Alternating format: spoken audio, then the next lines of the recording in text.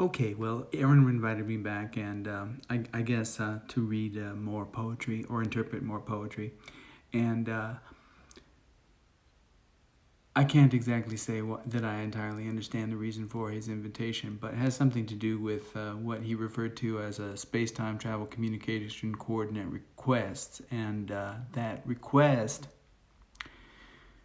well, I'm looking at the picture right now, and honestly, I can't make much out of it. But there's an image here of an elephant, and under that elephant it says one view, and then there's an image of some kind of cocoon, and under that, or actually there's a pair of cocoons, and under the image of that pair of cocoons it says no views, and then there's an image of a poem, and behind that poem, or the text of a poem, and behind that poem is an image of what appears to be some mountain-like place surrounded by clouds.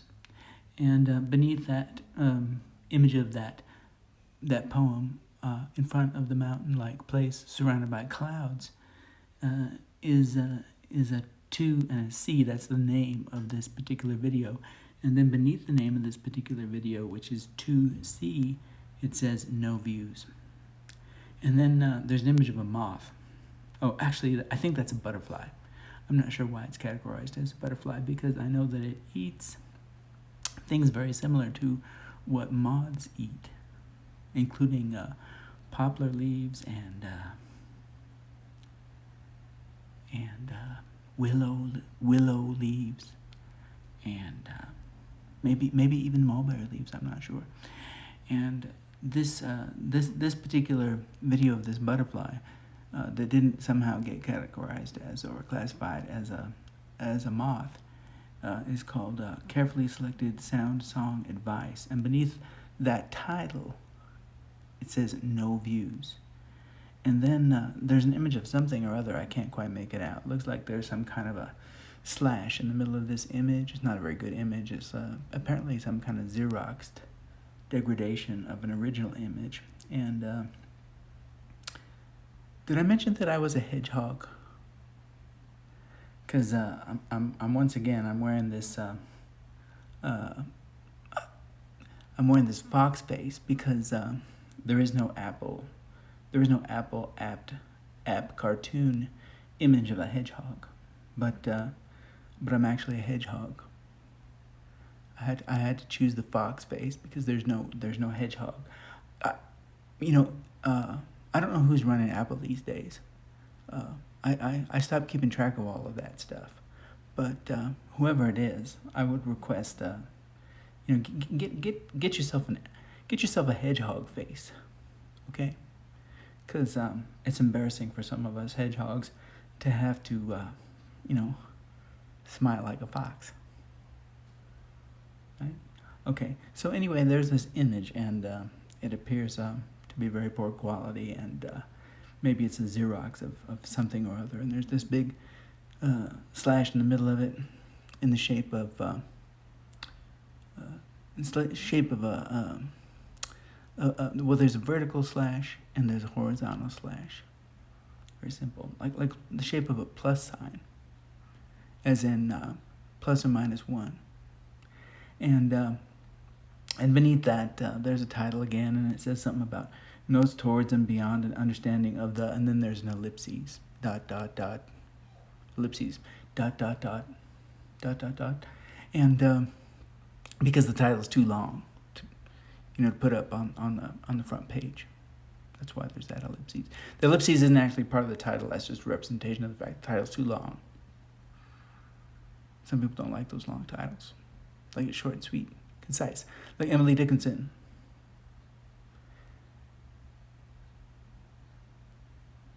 I read somewhere that about 40%, maybe it was 60% of the Emily Dickinson poems can be sung to the tune of The Yellow Rose of Texas.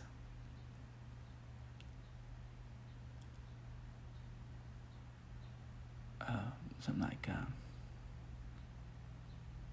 because I could not smile at death, he kindly smiled at me. Something like that.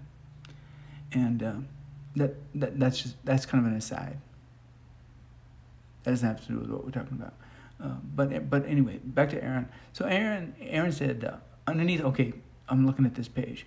Underneath this this image of this plus or minus sign on this gray, poorly presented xerox image of something or other, then beneath the title that I mentioned before that has the ellipses is it says two as in 1, 2 views. And Aaron tells me that somehow this represents a request for me to return and do another reading of a poem. So this elephant got one view. These caterpillars hanging upside down, about ready to turn into butterflies, they have no views. This poem in front of a mountain called 2C, whatever that means, has no views. And then this butterfly, I think it's one of them butterflies that maybe one of these caterpillar's cousins turned into. And that one has no views. And then there's this plus or minus sign. Oh, actually, it's just a plus sign. But I was thinking about plus or minus. I don't know why. And that has 2 views. And for some reason, Aaron tells me that. I'm not sure I understand completely why. But this is a request for me to return and talk about a poem. So I chose another poem today. And I wanted to choose a poem about a hedgehog. But there's one poem about a hedgehog that we'll get to. I like that poem about a hedgehog, and then but I didn't choose that one. I chose this other poem, and I'm not even sure why I chose it, but I chose this poem, and it's called The Child, and it's from a series called Mad Sonnets, and I'm not sure why they're so mad. Maybe they're mad that they had to be sonnets because there's so many restrictions. You got that meter. You got to work in that meter, and then you got those rhymes. You got to rhyme. You got to rhyme certain words.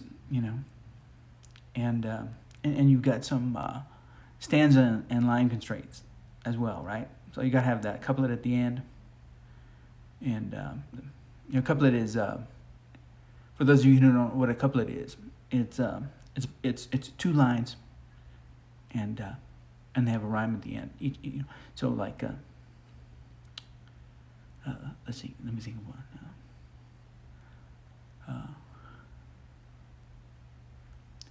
Being a hedgehog's not always an easy thing, because sometimes a hedgehog can't think of the proper thing to sing. That's a couplet. Okay, so maybe that's why those sonnets were also angry, and plus I'm getting the sense here because it's this sonnet is about a child. Well, sonnets aren't usually about a child, so maybe it's angry that it had to be a sonnet about a child when sonnets aren't generally about being children.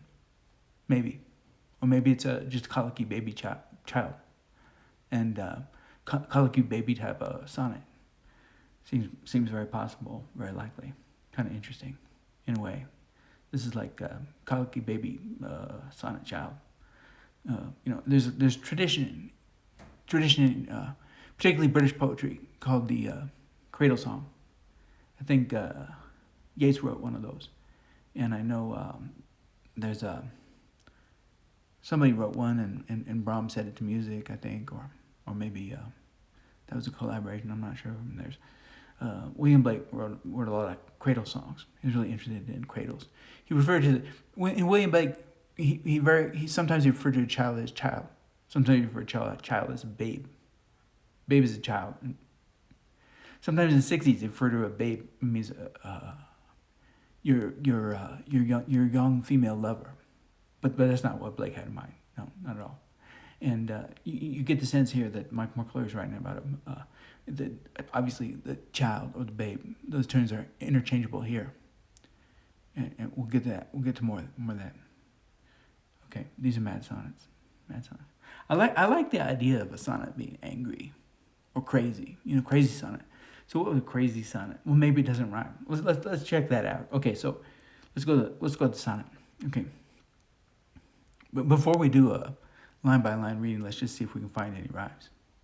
Because maybe that's what it's Adam. Maybe McClure was really angry because he couldn't rhyme or do the meter. So we'll look at that. See if that might be what it is. Okay. Okay, so we got some strange kind of lineation. It's kind of hard to figure out which ones are in the lines. First line, who were the lion turned into dreams? I turned into Aaron's dad for a second. That was kind of funny. Anyway, get back on track here. Who were the lion men who walked in my dreams when I was a fat and sleeping babe? Okay, so either the line ends with dreams or babe, and so we're looking for anything else that might rhyme with one of those words. And we got miracles for mains. Well, mains kind of rhymes with babes. It's a slant rhyme. We talked about slant rhyme, I think. Slant rhyme means it almost rhymes. I don't know why that means slant, but it almost rhymes. You go almost rhymes. Okay. Mains. Me and dreams is kind of a slant rhyme. Scroll. Scroll rhymes with soul, and then that's a. He got a couplet there at the end, and these strange rhymes that. Have you read? Has anyone out there ever read the poem Mont Blanc by Percy Bysshe Shelley? You know that poem Mont Blanc? Yeah, I don't know any of the words to that poem. I can't quote it or nothing, but it's got these funky rhymes. They're all over the place. It's like A B C D E F. A B. C. It rhymes in a weird kind of way, like it's mad, like crazy mad, And I'm getting the sense maybe that this is what this means in this mad sonnet here, because the rhymes are all over the place. Okay.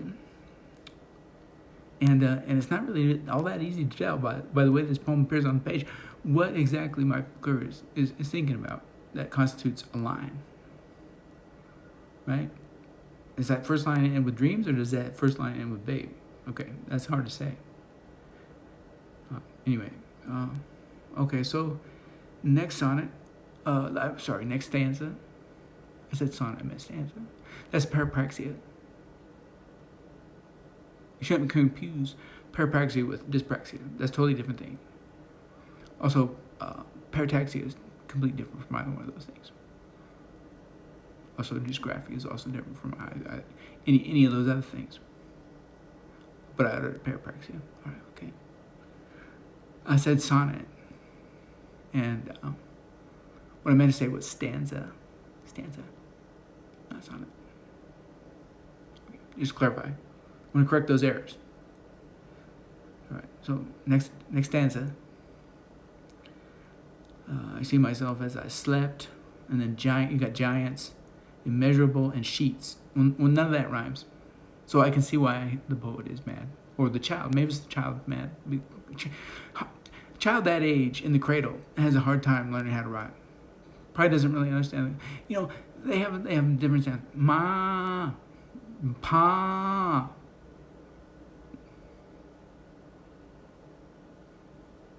Food. Good. But, other than that, not a lot of rhyme scheme going on there. Okay. Giants, immeasurable, sheets, towered, passage, stooped, room. Okay, let me look at that again. I'm not seeing any rhymes there. None at all. So you got these funky rhymes like maybe you had a Mont Blanc, the Shelley poem, in the first stanza, which we don't want to confuse with the idea of a sonnet. Two different things. Stanza and sonnet, two different things. And, because otherwise that would be a parapraxia. Not dyspraxia, parapraxia. And then you have this second stanza. And not only does it not have, it doesn't seem to have the proper number of lines. Let's count them. 1, 2, 3, 4, 5, 6, 7, 8. Well, that could be. two stanzas combined into one. Because those lines should add up to 12 before you get to the couplet. Okay, and the couplet is clearly here.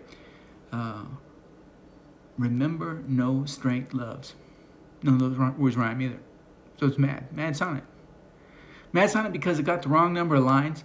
It has weird meter, and it's got this weird Mount Blanc thing going on in the first stanza, and then in the second stanza, it's I don't know what's going on there, but pretty mad, yeah, crazy mad.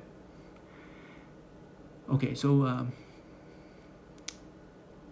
let's go on. Let's go on to the content. Like it's a axiomatic fact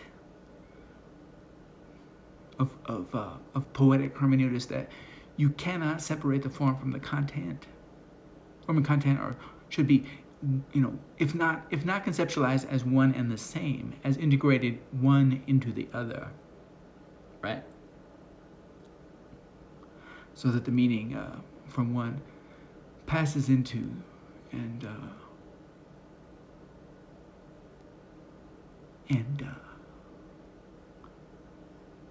informs the meaning of the other. They say sometimes people say these truisms like form is an extension of content, or maybe content is an extension of form.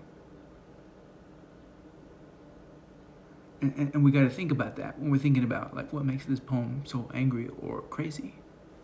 Mad sonnet. And same for that babe, that child in the cradle. What makes this child so angry or crazy? Is it the form or the content? No, it's the relationship between the form of the baby and the content that the baby represents, right? It's got to be, because it's a poem. It's not a manual or a homily. Well, a homily is kind of poem, right? But it's not an instruction manual or a sermon or papal encyclia. Papal encyclia, all those papal encyclias that tells you what you can do this, you can do that, you can't do this, you can't do that, you can't do this, you can't do that. Not a rule book, not a law book, not a grammar. It's a poem. Okay. Let's go ahead and read it line by line. See if we make anything out of it. All right. The child. Who were the lion men who walked in my dreams when I was a fat and sleeping babe in a room whose walls were miracles? Okay, let's break it down. Who were the lion men? Well, that's a tough one. But Narashima is a kind of lion man, right? Avatar of Lord Shiva, and he like all avatars of Lord Shiva, you kind of one of those demon slayers. And something about this particular avatar of Lord Shiva was that this kind of demon slaying as purification, getting separating the good from the bad. There's this demon, I can't remember what his name was, but he had one of those tricky contracts. Those tricky contracts they get, can't kill him in the day, can't kill him in the night, can't kill him with a stick, can't kill him with whatever the opposite of a stick is, can't kill him with a stone, can't kill him, all that. A man can't kill him, woman can't kill him if you have no eyes, can't kill him if you have eyes, can't kill him with ears, can't kill him with your nose. And one of them tricky contracts. And they figured out a way. I think they used foam. I think they used something like thunderbolt, made out, or some kind of magical weapon made out of stone and turned into lightning. And they got him with that. So excuse me, got a little Oh, cough there. Um, maybe those lion men, walking in the dreams are Narashima, and you think, oh well, that can't be right because it says lion men and there's only one Narashima, right? But if memory serves, there's in fact a lot of form of Narashimas, right? There's that Narmashima who blesses you, and there's that serene, peaceful Narmashima that teaches you yoga. There's that concealed Narmashima. There's that angry Narmashima. There's that warrior Narmashima, and there's that one that emits fires from that third eye. I don't have one, but it would be let's see if I can do this without turning into Aaron's dad. No, I can't. Okay, this is the problem. I can't get. Can you see this? I can't get this guy's. If I could, I point to my forehead over the two eyes that I actually do have, and I would indicate my third eye. That's where Narashima's fire comes out. So, maybe there's all these different Narashimas running around his bed. That's one. When I do these readings and interpretations, I often think of William Blake. And let's go back to that line. Who were the lion men who walked in my dreams when I was a fat and sleeping babe? And that reference to the sleeping babe, it's got to be a reference to William Blake, right? You don't think so? Because in Songs of Innocence and Songs of Experience, William Blake has a poem, and it's about one of these sleeping babes in the cradle. It's a cradle song, like I mentioned before, and it goes like this. It goes, sleep, sleep, beauty bright, dreaming in the joys of night. Sleep, sleep in thy sleep. Little sorrows sit and weep. That's the first stanza. And this is not a sonnet, but it is composed of stanzas. And the second stanza goes like this. It goes, sweet babe, in thy face, soft desires I can trace, sweet joys and secret smiles. That remember Mr. Seanscough? Is that smile your smile, Mr. Seanscough, and we made a lot about that smile, and we remember. It made me think of. It made me think of those passages from Robert Frost, and many smiles to smile before I sleep, and that other Blake poem about the smile of smiles. There's a smile of joy, and there's a smile of deceit, and there's a smile of smiles where those two smiles meet. And we talked about that in that lyric called Seanscough, and whether if Seanscough was thinking about William Blake when he was making that smile, or whether Mark Bowen was thinking about William Blake when he wrote that poem about Seanscough, who was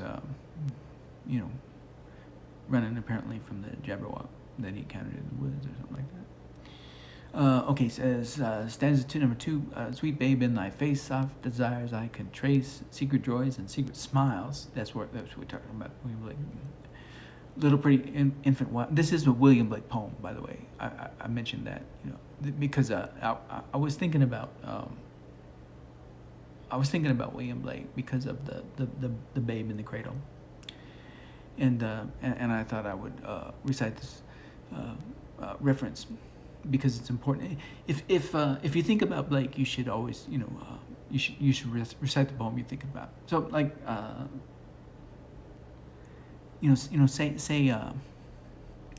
say the word smile comes up in a poem. You should recite that line that you remember from William Blake. Just kind of show off these Blake poems. Secret joys and secret smiles, little pretty infant wiles. Third stanza. As thy softest limbs I feel smiles at... Oh, smiles again. Miss Seanscough. Smile your smile. As these softest limbs... Blake wrote about smiles a lot. Blake's really interested in smiles. At least as interested as Lewis Carroll was. You know, Lewis Carroll really talks about smile in relationship to that Cheshire cat. Remember? William Blake talks about smiles a lot. A lot of smiles on William Blake. Yeah. Gives you the opportunity to quote Blake a lot if you come up with smile reference in a poem. Of thy softest limbs I feel, I read that wrong. I remember that wrong. As thy softest limbs I feel, smiles of the morning steal. There's a lot of rhymes in this poem. Blake liked to rhyme, especially in those early days. And then later he decided that he did a critique of rhyme much later. He kept the meter. He liked the meter. He said, okay, to be a great poet, you have to have a good meter. But to be a good meterist, you got to get rid of the rhyme. It's kind of funny. But back in these days, this is early work, right? Songs of Innocence. Not mad innocence, just regular old innocence. And then there was Songs of Experience, which in a way I suppose is kind of mad innocence. As thy softest limbs I feel, smiles as of the morning steal, over thy cheek and over thy breast, where thy little heart doth rest. Fourth and final stanza. Of the cunning wiles that creep in thy little heart asleep, where thy little heart doth awake, then the dreadful night shall break. You know, and I was wondering, because this last stanza, even though it's from Songs of Innocence, it's kind of ominous, right? Of the cunning wiles that creep. I mean, maybe those could be that dark aspect of those man tigers. Narmashima in his warrior or fierce form.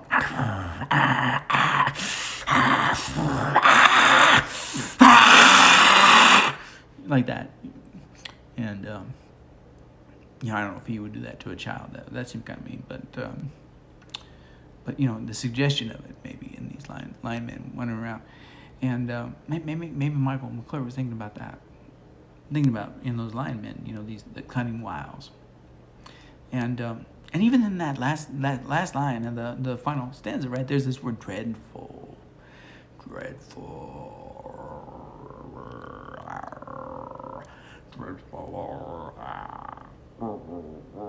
Night shall break. And the word dreadful is used in that it's not exactly a lion poem, but it's that tiger poem, right?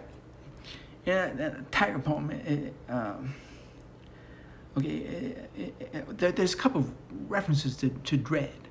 This word dread is used in that tiger poem, like these tigers running around maybe these tigers run around maybe little baby Michael McClure when he's a little baby, when he's a babe and a child. These are the lions running around his crib, right? Narashimas, maybe, or maybe they're Blake lions, and you know, the interesting thing is that in these cradle songs, it's often an angel that appears to the babe, but these lions take the place of angels. They're like these Ariels, lions, right? Ariel means lion of God, so they're like these Ariels, and maybe or Narashima Ariels, and that word dread, you know, it's in the tiger poem, and the tiger poem is also about being, you know, made, just like a cradle song is always, you know, kind of about, you know, being born. Well, the tiger poem is also about being born, but a different way, forged in the anvil, right, of fire. But these Narashimas got a relationship to fire too, right? So curious, interesting. So in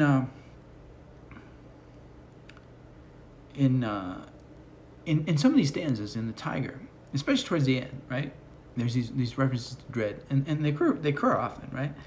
And when thy heart began to beat, what dread hand and what dread feet? Okay, so you got the word dread, you know, twice in one line there, and elsewhere. I think there's another couple of references to the word dread.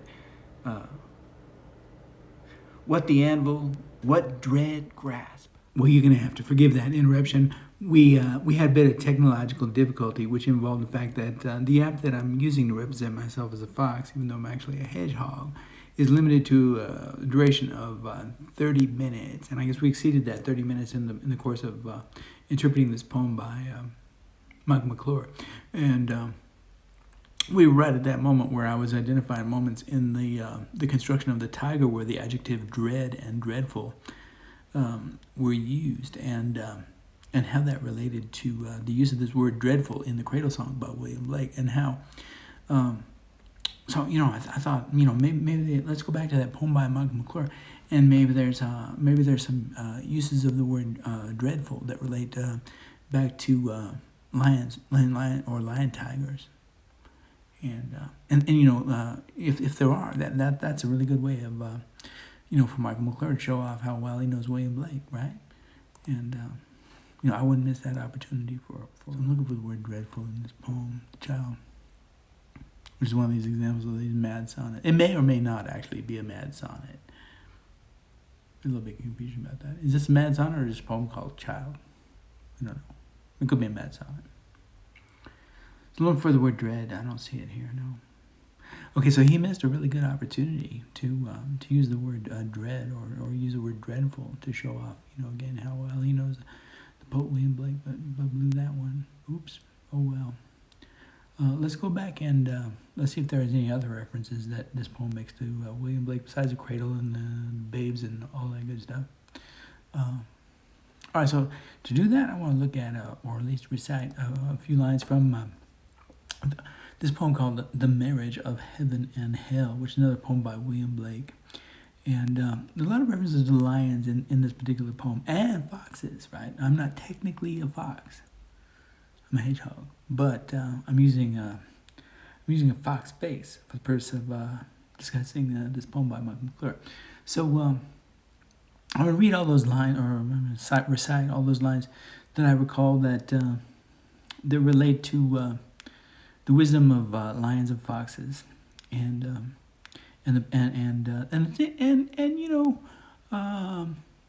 then what we'll do is we'll go back to the McClure poem and see if there are any references to this discussion of lions and William Blake. He missed the dread, but maybe he got some of it. I'm trying to think of these lines and how they go.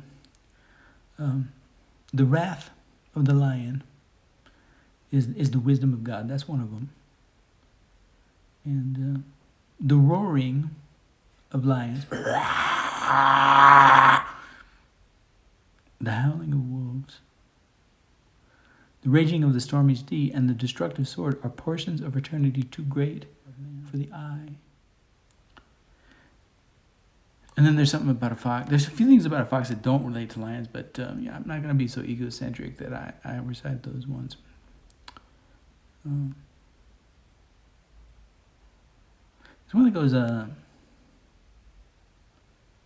rat, the mouse, the fox, the rabbit, watch the roots, the lion, the tiger, the horse, the elephant, watch the fruits. I think that's about, I'm not sure what that's about, actually. I was going to say that's about being a predator, but I'm a predator, and I got lumped in with those other guys. If the lion was advised by the fox, let's just for a moment say I'm not a hedgehog, I'm a fox, okay? I'm actually a hedgehog. But let's just say for a moment, suspend our disbelief, and say I'm a fox, right? If the lion was advised by the fox, that's me now, he would be cunning. I wonder if that Michael McClure poem makes any reference to the idea of being cunning. And then there's one more that goes, the fox provides for himself. Now say I'm the fox. I provide for myself. But God provides for the lion. And all of those lions around this little babe in the cradle, blessing him. Maybe that's what that means, right? This line from Blake, the fox provides for himself, but God provides for the lion. It's kind of like the opposite of that Billie Holiday song, God Bless a Child, where she says, them that's got shall have, them that's not shall lose. So the Bible says, and it still is news, Mama may have Papa may have, but God bless the child that's got his own. And how did he get his own? I don't think it was from the blessing of those lions. Because why would he need to get a blessing then? She's asking for a blessing for that child that's already got his own. But blessing means something different there, kind of, like God bless you, child. Like it's a kind of joy in the observation, and understanding of this uniqueness of this special child. Very different from what we got going on here. So let's see if any of that's going on in this my little poem. We can just get that in the background. Who were the lion men who walked in my dreams? Well, we partly answered that question already. When I was a fat and sleeping babe, must have been a lot fatter than he was when we got old. He's got a name. We got old. In a room whose walls were miracles. Well, that's very interesting because we don't really think of walls as miracles. There's a lot of freedom in that idea, I guess. Right? Because walls are something that keep you in, contain you. But these walls don't do that. They're miracles. Like they're like cinema, maybe movies. These dreams inside this little child's dream box. The walls, right? On these walls, the movies of all these lions running around. Maybe it's television. Maybe Michael McClure, when his little baby in the cradle, maybe he had walls with televisions on, or magic theater, early cinema devices, and all these shadows and light and darkness moving around on the walls, like your own little archetypal Jungian theater, right inside your mind or inside your cradle, or maybe there's a lot of traffic outside, and then the cars will drive by, and then the who knows, maybe the lights will shine through the window and through the bars of the cages, and then create all these phantasmagorical scenes that represent miracles. A little baby Michael McClure cradle. But he doesn't identify them as lyrICism, because he's asking the question: who were the lion men with faces of fur and manes who bent by my crib to bless me? Like he didn't know. They should have been angels, right? But they weren't. They were lion men. Curious. Very interesting. Was it they who implanted the scroll? Now, what scroll is he talking about? We don't know. But he identifies it here. He puts in quotation marks, right? That said, okay, this is what the scroll said.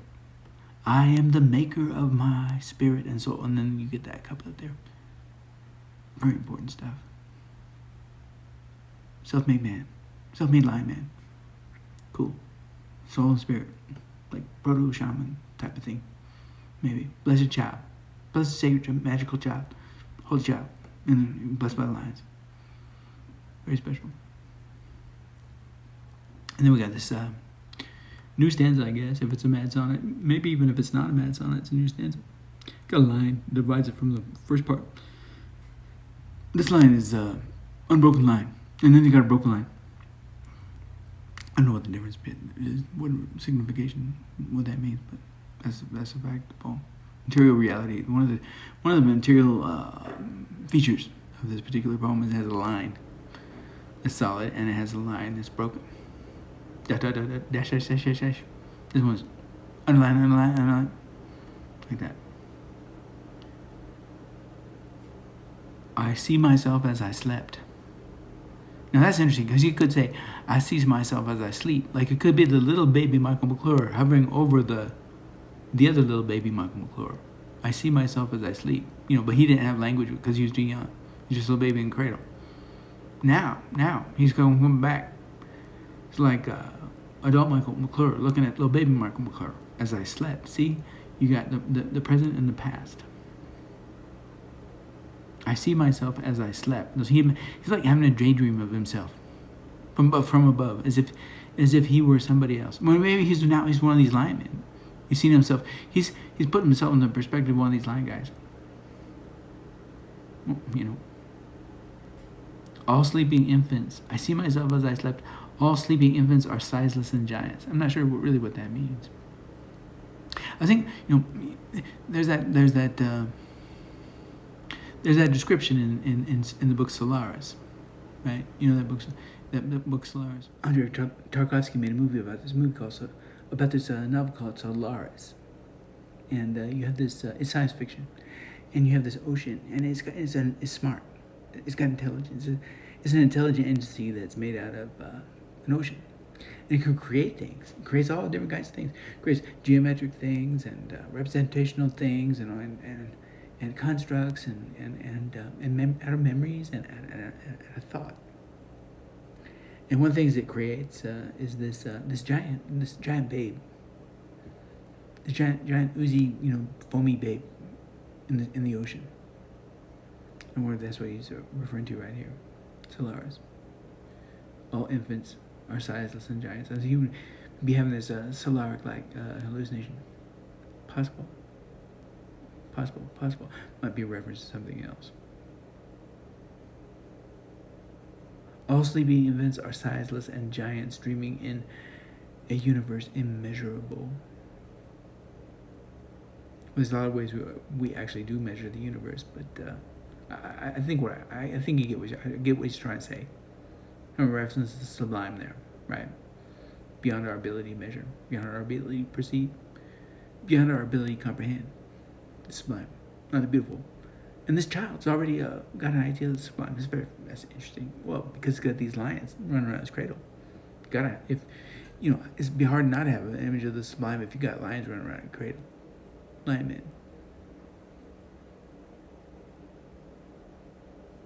Dreaming in a universe immeasurable, with plump legs sprawled upon shining quilted sheets, because they're still just little babies, even though they're dreaming about sublime.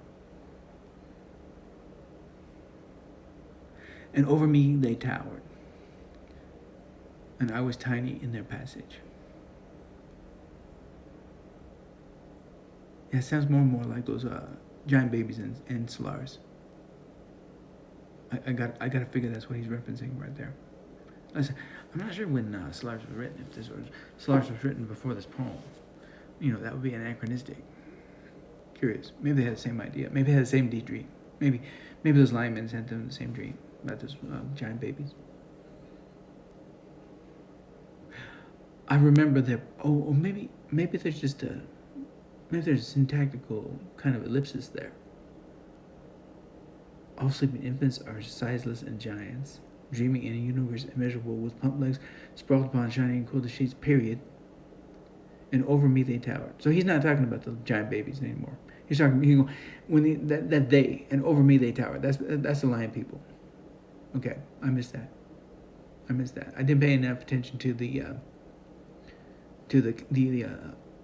capitalization there, and I guess that capitalization represents a shift in the relationship between syntax and the reference. Okay, so over me they towered. Those theys are the lion people again. All right. And I was tiny in their passage, but he was already a giant, so I'm not getting that. But all right. Anyway, whatever.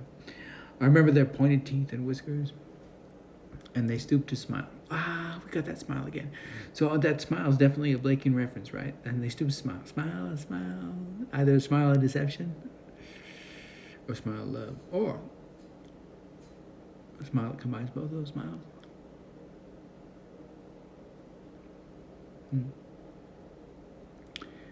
And the scent of their fur in the room. Oh, that's a very good detail. That's a detail like they tell you that use those kind of details in writing class. Michael McClure paid attention. He's a writing teacher right there. You could talk about what the fur those lines smell like, Michael, because that demonstrates the vividness of your dream. If you do that, you talk about the scent of that line fur. That demonstrates the vividness of your dream. That is convincing.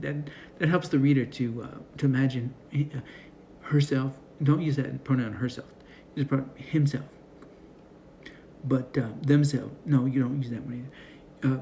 It helps the reader of the poem or listener. If you're reading this poem aloud, Michael, then you want to mention that smell. You don't need to even tell us what it smells like, because you probably don't know. It makes you wonder: did these lion men smell the same as them zoo lions? in San Francisco Zoo. Now we got problems going on with the Bronx Zoo and elephants, and I wonder what their smell like.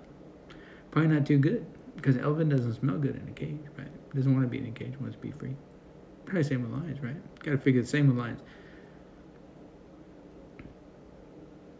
And send their fur in the room. So these lions were communicating with McClure way before he communicated with those lions in the San Francisco Zoo, because he was just a baby. He was just a baby in a cradle. They came and bothered him. That's probably why he felt like he had the right to go bother those lions in the San Francisco Zoo, because they bothered him in the cradle when he was a child. So these big lions just came, and he was all locked up. He's locked up in that little cradle. And just sitting there, minding his own business, doing his own thing, dreaming his own dreams. And then these big lion people came, and then they're like looking at him. And they're sublime, right? Because they're kind of, well, he doesn't talk too much about it. He doesn't use the word dread. We know he doesn't use the word dread, but they do smile. And even if they're friendly smiles, it's a lion,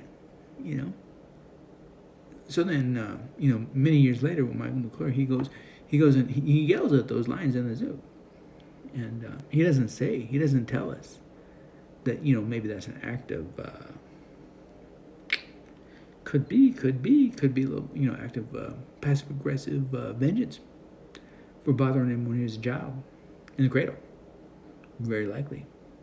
Very likely. Very likely he was scared. He might have even needed a diaper change at that time. And, maybe years later he thought about that. I'm going to go yell at those lions in the zoo. See how they like it. They were running around my room on those cinematic walls that I described as a miracle. But I'm going to bring camera crew and see, make fun of those lions. See what they do. See how they react. I remember their pointy teeth and whiskers. I have some represented here, but they're not mine because I'm really a hedgehog. But you can see some of the points. And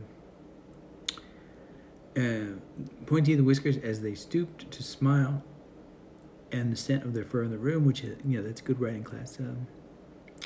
That's good writing class technique. You mentioned them. You want to cite all the senses. That's an image. Later on, he says, I'm not interested in those kind of images in that way. And then he says that, like Shelley, because he likes to reference the Romantic poets. And I just wanted something visceral, like, but we haven't gotten there yet. We haven't gotten that visceral. Poetry is a physical principle. And there was no conceptual poetry yet. Because that didn't exist until the 70s. But but this is still those imagistic writing class images are going on, right? So you can tell, it's got something going on. Okay, and then let's get to the final couplet before we run out of time again. We have to do another interruption. Who am I? It's all in caps. Who am I? I can't remember. and then who is that saying that? Is that the Narashima, or is that my McClure, little baby? If it is, he's probably not the speaking child, because that child didn't speak yet. He didn't speak in the first stanza. He didn't speak in the second stanza. He only got watched in the second stanza by the old Michael McClure. In the first stanza, he was remembering, these faces of the lion men, but he didn't have to talk to them. Nothing about nothing about him talking to him. Now he does mention, what's said in the scroll, but presumably he didn't read that when they brought him the scroll. It's much later, so maybe his parents found that scroll. Mr. and Mrs. McClure, they found that scroll in the cradle. And they're like, "What's this, little baby Michael? You got a scroll in your cradle. Who left that?" And he's like, "Goo goo ga ga," or maybe he used he might have used lion language.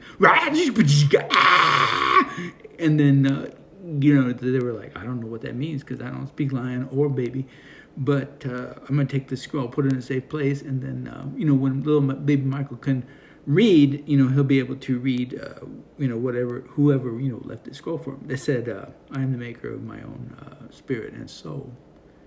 But presumably he didn't really fully understand that because he couldn't read, right? I mean, that makes sense. Unless he was like very precocious reader as a child in a baby cradle. He was reading it in the cradle, and maybe maybe those movies they were showing on the walls that were miracles. Part of the miracle was that he could read those movies. Maybe they're subtitled. Maybe they're subtitled. There are movies about lions, and they're subtitled. And they're subtitled in different languages. They're subtitled in French and German and Spanish and lion and Latin and Greek and who knows what. Maybe in Hindustani as well, if we're talking about the Narshima. And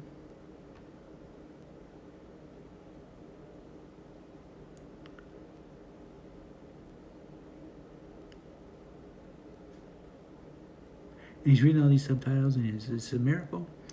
And maybe he did, maybe he really did read that scroll. It's kind of like the Mawindu epic, if you think about it. You remember the Mawindu epic? Mawindu was born walking and talking. He could already walk, he could talk, he could play the drums, he could do all these things that only we think of as someone learning much later. But he was a magical child. The magical child can do all this stuff, this fancy stuff that regular people have to learn and acquire as knowledge. But the magical child, he receives these gifts, from spirit world. These like lyrICism, sorry, using the wrong word there. These lion men.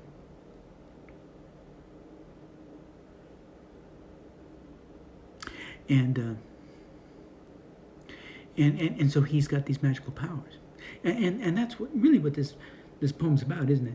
So we don't even have to ask this question. Like when did little baby McClure learn how to read the scroll? Well, he's a miracle child, so he knows how to read the scroll already. He's a little Mawindu, talking, walking.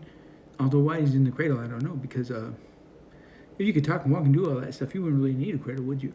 I guess that's where we have to suspend disbelief, because we have to relate it back to the English tradition of the cradle song, and yet we got to be the magical child too. But maybe there's some kind of changeling thing going on, where you could be both a magical child and a regular child at the same time.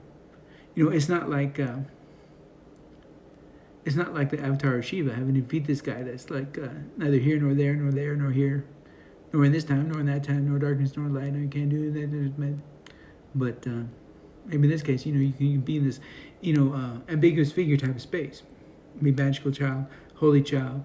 You could be regular child. You could have a cradle. You could be free and be caged up at the same time. You could be the inventor of the meaning of the '60s, and be a beat poet. And you could be Jim Morrison and Michael McClure at the same time. And you could be ironic and non-ironic, and all that good stuff.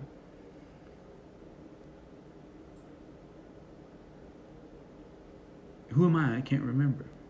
It says, but I know, and this is the proud part. This proud line part. It's a little baby. But I know, I'm the strength of a million loves. Love. So love came in. So if I'm running out of time here, but if I had time, I would look up the word love in William Blake, or I would peruse my memory. And if I had a hand that would scratch my head, I would lift it up and I would scratch my head, and that physical gesture would be a representation of me perusing my memory for kinds and examples of love in the poetry of William Blake that I would maybe want to compare this with. And those giants are still giving me trouble. I'm not sure about those giants. What do they mean? So interesting. All right. Running out of time here, Aaron. I think that's going to be my take on this particular poem that is called The Child. It's written by Michael McClure.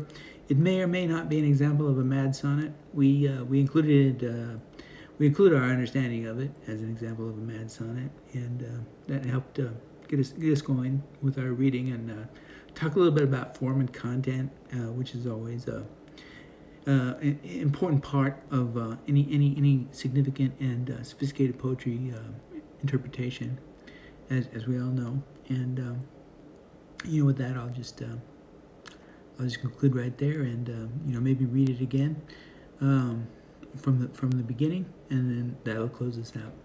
All right. Okay. Here we go. From the top, and 1 and 2 and 3 and 4. Who were the lion men who walked in my dreams when I was a fat and sleeping babe in a room whose walls were miracles? Who were the lion men with faces of fur and manes who bent by my crib to bless me? Was it they who implanted the scroll that said, I am the maker of my spirit and soul?